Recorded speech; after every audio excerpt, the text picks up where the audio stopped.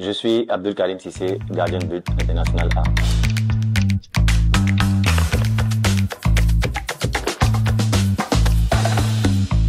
Abdul Karim Cissé est un footballeur gardien de but ivoirien qui se bat pour se faire une place au soleil. J'ai grandi dans différents endroits. Il y a la Cité Fermont, un petit toit à Dzopé et à Djamé au quartier rouge.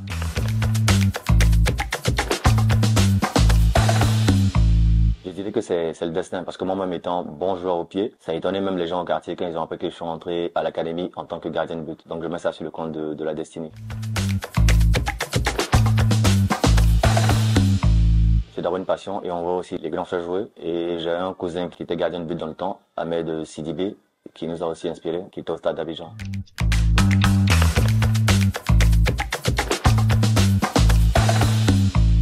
C'est un sentiment de fierté, on va dire. Parce que c'est pas évident de passer à l'Africa, de laisser une bonne impression, de revenir à la SEC, de laisser une bonne impression, d'avoir fait un tour ici à Oasis, laisser une bonne impression en ce temps-là. Parce qu'en ce temps-là, il y avait que les meilleurs. Maintenant, il y a de bons joueurs, mais c'est un peu plus facile. Avant, c'était un peu hard, on va dire. Voilà, donc c'est un sentiment de fierté pour moi.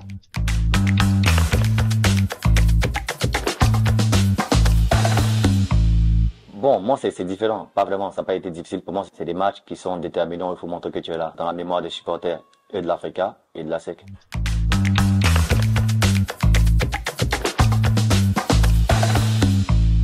Au moment de rejoindre les jaunes et noirs, parce que je sais comment je suis parti de la SEC. Un grand merci au coach Amani Yao César Lambert. Moi, y compris beaucoup d'autres amis qui sont passés à l'académie de la SEC, qui l'a fait revenir au club.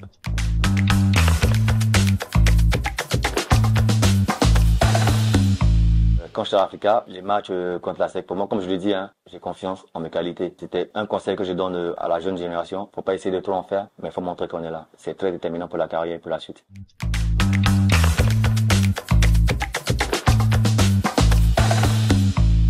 Bonu Fredebon, c'est pas mon coéquipier, c'est plutôt mon frère. Parce qu'ici à Oasis, on partageait la même chambre, donc on faisait tout ensemble. Même quand il est parti jusqu'au jour d'aujourd'hui, on est encore en contact, on a de bons rapports, et puis la vie continue. L'anecdote, il y en a tellement que je vais pas en citer ici, ne vous inquiétez pas.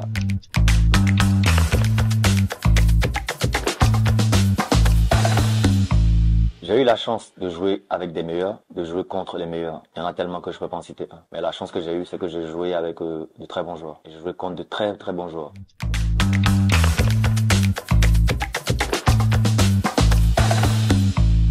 Confirme vous dire, j'étais dans la base de données des joueurs sélectionnés pour la CAN. Mais après, il y a eu des pépins physiques qui ont débuté depuis 2013, juste après le dernier match contre le Sénégal, en éliminatoire, juste avant le mondial. Ce sont des blessures qui m'ont vraiment éloigné des stades. À l'issue de ça, quand tu vois les amis encore remporter le sac, et que tu vois que tu t'aides dans le groupe, et que tu sors de groupe, pas parce que t'as pas des qualités, ça fait vraiment mal en griffe. On est content pour les amis. Mais après, ça nous forge aussi un mental à pouvoir encaisser les autres coups de la vie qui viennent. Et c'est ce qui fait de moi ma particularité. Parce que j'ai tellement plus de coups que ça m'a donné un mental que je ne maîtrise même pas moi-même.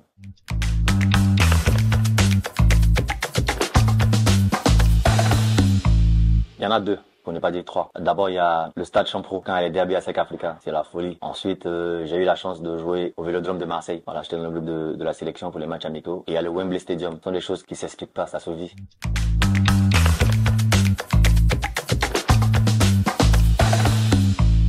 Je suis plus que satisfait. Il y a beaucoup de titres aussi que j'ai eu la chance de remporter dans mon passage. J'ai été plusieurs fois meilleur gardien de Côte d'Ivoire. J'ai été plusieurs fois nominé. Donc quand je regarde derrière, je ne peux qu'être fier de moi. J'espère que mon parcours inspire et va inspirer aussi la jeune génération derrière.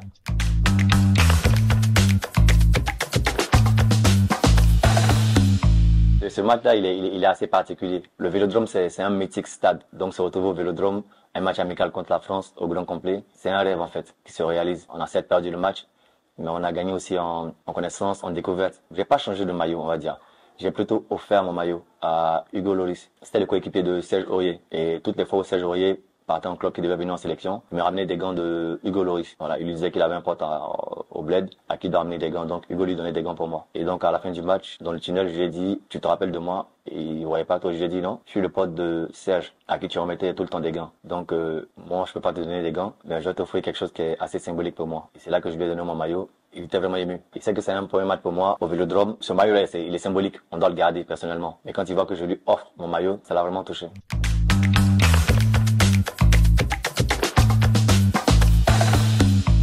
Le match contre la Guinée pendant le CHAN championnat d'Afrique des locaux. Le match où j'ai réussi à enlever 2 pénaltys pendant le cours de jeu dans une phase finale de Coupe d'Afrique. Et pour moi, ça reste le meilleur des souvenirs, quoi.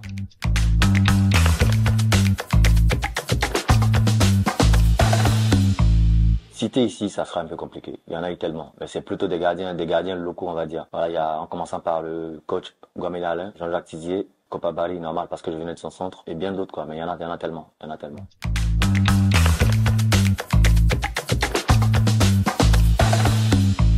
En équipe nationale, j'étais celui qui était, on va dire, proche de tout le monde. Vous comprenez, proche de tout le monde. Celui à qui tout le monde fait confiance. Celui à qui tout le monde, on va dire, confie ses secrets. Sans crainte, j'étais au milieu. Et j'étais proche de tous les coéquipiers.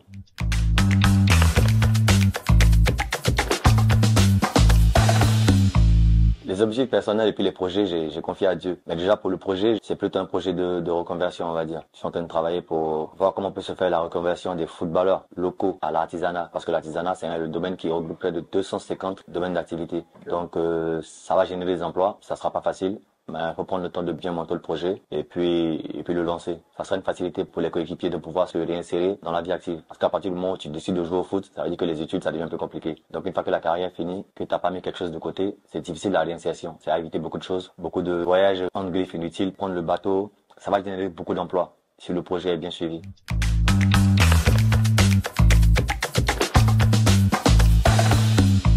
Ceux qui ont eu la chance de me côtoyer savent un peu les critères pour moi de vie. C'est d'abord beaucoup d'humilité, beaucoup de simplicité.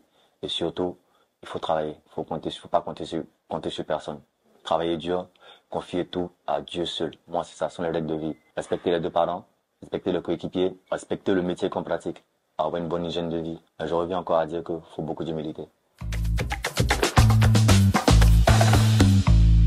D'abord, mon mot de fin, c'est dire merci au petit poteau de Momo. Merci d'être passé. Ça a été un plaisir pour moi de faire cette interview avec vous. Priez Dieu pour qu'on puisse tous atteindre nos différents objectifs. Merci. C'était Abdou Karim Cissé sur Petit Poteau. Bye.